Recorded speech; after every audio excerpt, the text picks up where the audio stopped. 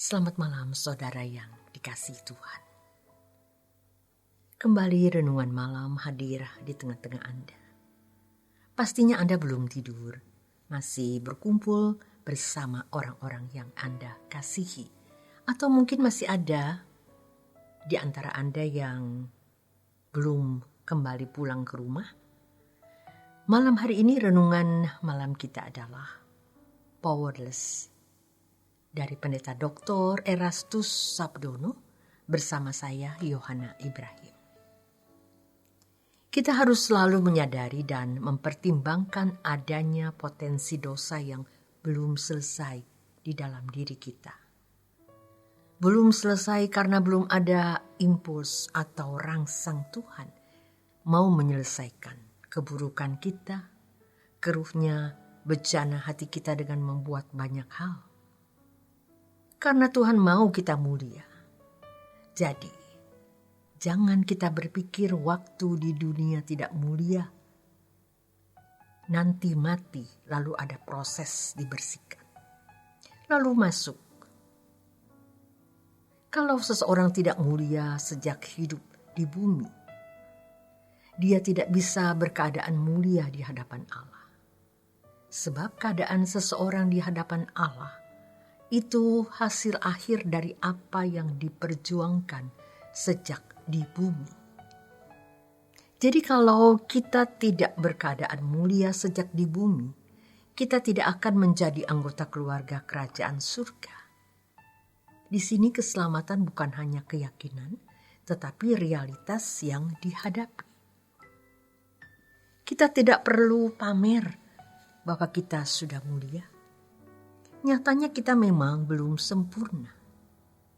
Dasar karakter kita buruk, tapi kita mau berubah terus.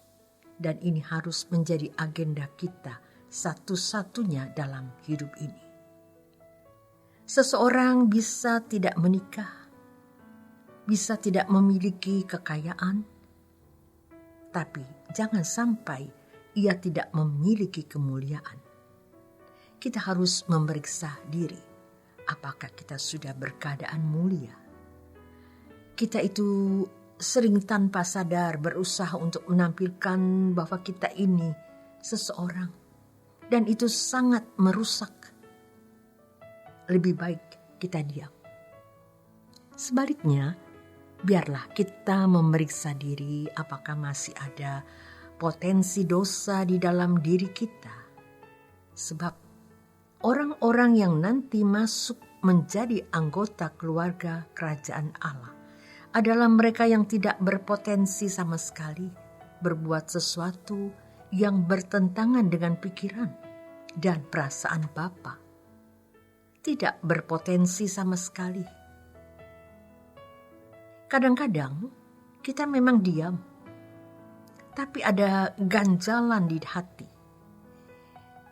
Ganjalan di hati kita dan hal ini tetap tidak boleh. Maka kita mau belajar terus, mau terus diubah. Jika kita berjuang sungguh-sungguh di sini, kita bisa merasakan kerinduan pulang ke surga. Kita merasa lelah, bukan karena masalah hidup, melainkan lelah dalam menanggulangi daging dan manusia lama kita. Perasaan tersebut muncul bersama dengan proses yang Tuhan izinkan terjadi dalam hidup kita. Kita mendapat begitu banyak tekanan, tapi kita terus berjuang untuk tidak bersalah. Kadang-kadang ketika masalah itu datang, kita masih limbung, reaksi kita masih salah. Tapi seiring waktu, kita mulai tenang. Tuhan menolong kita untuk merubah natur atau kodrat dalam diri kita. Kalau kita jujur melihat dari diri kita sekarang ini, apakah kita sudah layak untuk menginjak surga? Sejujurnya kita harus akui kalau kita belum mulia. Tapi jangan hanya sampai pada pengakuan atau belum mulia. Tanggulangi apa yang membuat kita tidak mulia di mata Allah. Apakah itu candaan yang tidak patut, pikiran yang tidak bersih, ucapan yang tidak tulus, dan sebagainya, dan lain sebagainya. Di situ kita benar-benar harus belajar. Maka Tuhan akan menolong dan membentuk kita. Bapa akan mewarnai kita. Inilah cara kita meraih kemuliaan. Natur kita diubah melalui pergumulan hidup. Dengan proses ini, maka di surga nanti tidak akan pernah terjadi pemberontakan seperti yang pernah terjadi pada zaman iblis waktu masih di surga.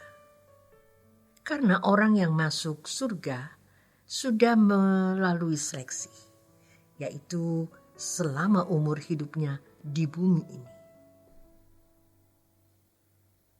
Jadi, sudah tidak berpotensi untuk berbuat dosa karena sudah diubah naturnya melalui proses panjang kehidupan. Mari kita periksa diri kita masing-masing. Apakah kita sudah lebih mulia dari kemarin? Dan kita berharap besok kita lebih mulia dari hari ini.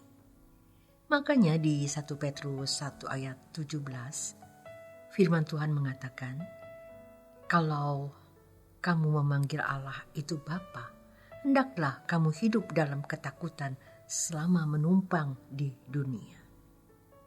Memang selama kamu menumpang di dunia, kamu hidup dalam ketakutan. Tapi bukan takut karena kita mau dihukum, melainkan karena kita tidak ingin melukai hati Bapa. Seperti seorang anak yang tidak naik kelas, yang membuat duka cita orang tua bukan hanya tidak naik kelasnya, tapi potensi rendah yang dimiliki anak itu. Mau jadi apa nanti? Jadi kalau kita berbuat salah, bukan hanya kesalahan itu yang mendukakan Allah, tetapi potensi dosa yang masih ada pada diri kita. Setelah kita menyadari ini, kalau kita mengasihi Tuhan, kita harus mematikannya dan berkata, "Aku bersedia Tuhan." Orang-orang yang nanti masuk menjadi anggota keluarga kerajaan Allah adalah mereka yang tidak berpotensi sama sekali. Powerless, berbuat sesuatu yang bertentangan dengan pikiran dan perasaan Bapa. Terima kasih untuk kebersamaan Anda di Renungan Malam. Selamat beristirahat. Tuhan Yesus memberkati.